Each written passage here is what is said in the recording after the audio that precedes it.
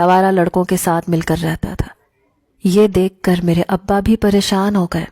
फुप्पो ने खाला की बात सुनी तो हंसने लगी और ऊपर से ही फिक्रे कसने लगी कि जिस तरह की तरबियत तुमने अपनी बेटी को दी है ना, इसके लिए ऐसे ही आवारा लड़कों के ही रिश्ते आने थे। अब कोई वकील थोड़ी ना ब्याहने आएगा इसे। अच्छा है कि अपनी बेटी का रिश्ता अपनी बहन के घर ही कर दो। जैसी आवारा तुम्हारी बेटी है वैसा ही दामाद भी मिल जाएगा। ये कहना था कि मेरे अब्बा का पारा हाई हुआ। तैमूर भी वहां पहुंच गया। अपनी माँ को कहने लगा, अम्मा ये क्या बात कर रही हैं?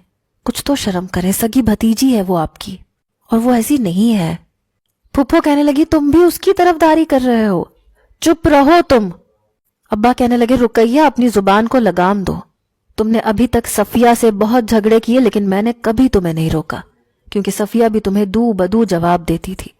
लेकिन मेरी बेटी को अगर तुमने कुछ भी कहा तो मुझसे बुरा कोई नहीं होगा।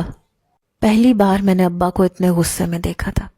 मेरी अम्मा कहने लगी, जा जा, मैं भी देखती हूं तेरे वकील के बेटे को कौन देता है अपनी बेटी। वैसे भी मेरा भांजा लाखों में एक है, उसे क्या जरूरत पड़ी है कि कचहरी में अपनी जूतियां घसीटता पड़े तुम्हारे बेटे की तरह। मेरी अम्मा शायद इस रिश्ते पर आमादा थी और मैं जानती थी कि वो अब्बा की एक नहीं सुनेंगी और खाला को हाँ कर देंगी। रात को रोते हुए मैंने इमरान को फोन किया तो मेरी बात सुनकर उसने जो मशवरा मुझे दिया, मैं तो बुरी तरह से घबरा गई।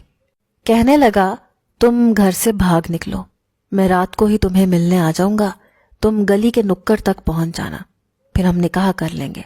निकाह के बाद तुम्हारे घर वाले कुछ नहीं कहेंगे।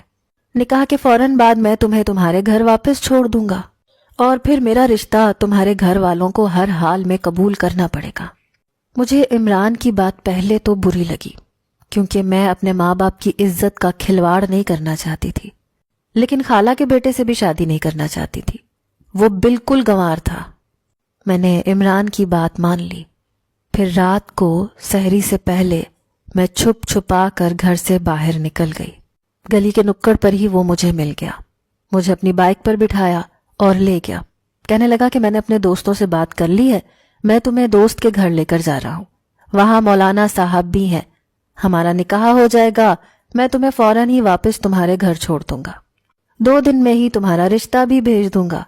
बस सिर्फ ये कहना पड़ेगा कि हम निकाह कर चुके हैं, तुम्हारे माँ बाप को हमारी बात माननी पड़ेगी।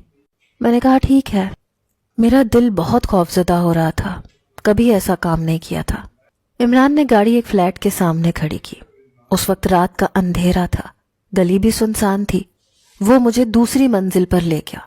जहां उसने डोर बेल दी तो फौरन से दरवाजा खुला। अंदर 4 हट्टे कट्टे मर्द मौजूद थे। मैं अंदर जाते हुए घबरा रही थी। इमरान ने मेरा हाथ पकड़ा, कहने लगा, क्यों परेशान हो रही हो? अरे मैं हूं ना, ये सब शरीफ आदमी है, इनसे घबराने की जरूरत नहीं है, ये मुश्किल वक्त में हमारा साथ दे रहे हैं, निकाह में गवाहों की भी तो जरूरत होती है ना। ये कहकर वो मुझे जबरदस्ती अंदर ले गया। जैसे ही वो मुझे फ्लैट के अंदर लेकर आया, उस हट्टे कट्टे मर्द ने दरवाजा बंद कर दिया। अंदर 3 मर्द सोफों पर बैठे, हाथों में अजीबो गरीब किस्म का मशरूब गिलासों में लिए पी रहे थे। लेकिन टेबल पर रखी बोतल को देखकर मेरी जान हलक में आई थी। वो शराब की बोतल थी और सबकी आंखें शराब के नशे से चूर थीं।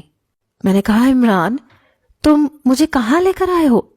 वो खबासत से हंसने लगा, कहने लगा, जाने मन वही लाया हूं जहां तुम जैसी